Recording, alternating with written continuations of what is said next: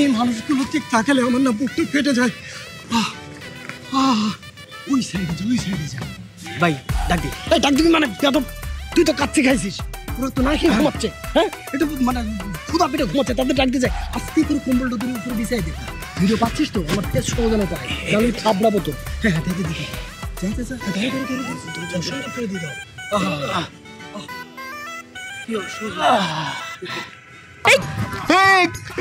আপনারা ভয় পাবেন না।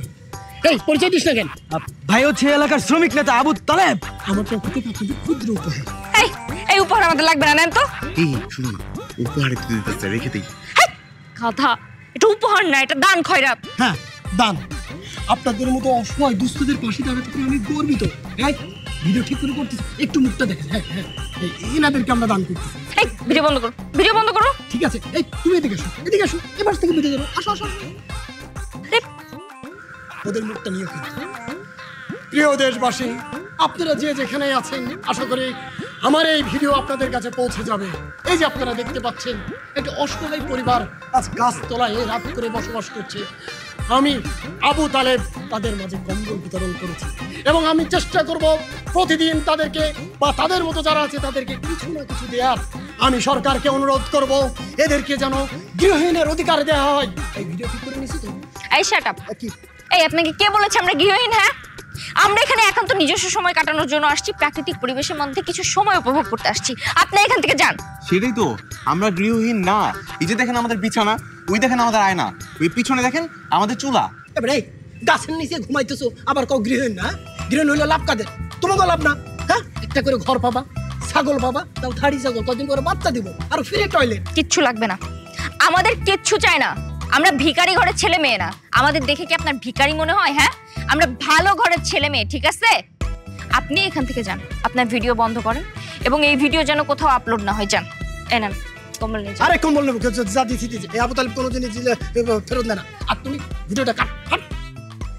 চলো দিকে, লোকজন না দিকে আন্দাজ নিয়ে এসে এক জায়গায় ভিডিও করতে আসে। তুমি শুধু এদেরকে তাড়িয়ে দিলে কেন? এই যে কম্বল দিচ্ছে, চায় তো একটা মশারিও রেখে দিতে পারতাম। আর কালকে ধরো আমাদেরকে ফ্রিজ, টেলিভিশন এসব দিয়ে গেল, পরশু দিন মনে করো গাড়ি দিয়ে গেল, আমাদের লাভ হতো না বলো? হ্যাঁ, তোমার তো গাড়ি বাড়ি সব দিবে, তাই না? শোনো, এদের কাজই এইটা। এরা দান খয়রাতের নামে প্রতিদিন এই কম্বলই মানুষটা দিবে, আর কিছু কোনোদিন দিবে না, বুঝতে পারছো? আর এই যে ভিডিও করে নিয়ে গেলো না, এই সোশ্যাল মিডিয়াতে ছাড়বে, তোমার আমার মান সম্মান থাকবে না। ছাগল কোথাকার, ঘুমাও। ভাই সরি ভাই, এই ভিডিও যদি কোনো প্রকার মানুষের মাঝে যায়, মানুষ যদি দেখে না, তাহলে মানে আমার জুতো মারবো। শোন, ভিডিওর লাস্টের দিকে ওই বদ মহিলা যে কথাগুলো কইছে সব ফেলে দিবি, ঠিক আছে? সামনের দিকে, প্রথমের দিকে যে ভিডিও করছিস কম্বল দেওয়া পর্যন্ত, সেটা আপলোড দিবি আজকে। লিখবি দরদি তালেব ভাইয়ের কম্বল বিতরণ, ঠিক আছে? ঠিক আছে। তোরা না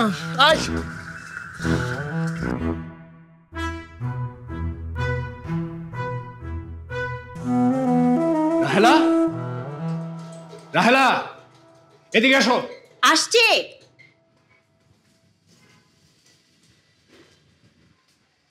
দেখো কি হয়েছে? দেখো,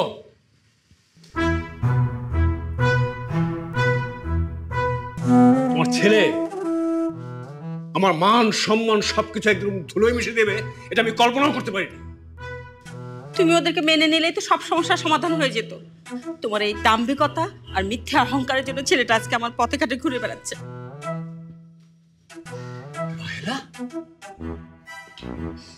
ছেলেকে আমি বড় করলাম, মানুষ করলাম, আর আমার কোনো চাওয়াও থাকবে না? ও না বলে আমাকে বিয়ে করে ফেলবে, আর এটাও আমাকে মেনে নিতে হবে? এখন যে তোমার মান সম্মান সব যাচ্ছে, এটা মেনে নেবে কিভাবে? হ্যাঁ, ওগো প্লিজ তুমি ওদেরকে বুঝিয়ে সুঝিয়ে বাসায় ফিরে নিয়ে আসো না, প্লিজ যাও না। শোনো, আমি কখনো ওকে বোঝাতে চাই না। ও যদি নিজে থেকে ফিরে আসে, ওর ভুল বুঝতে পারে, তাহলে আমি ওকে ক্ষমা করে দিই। থাকো তোমার ইগো নিয়ে, একদিকে ছেলের ইগো আর এদিকে বাবার ইগো, মাঝখানে আমি। আমার হয়েছে যত জ্বালা।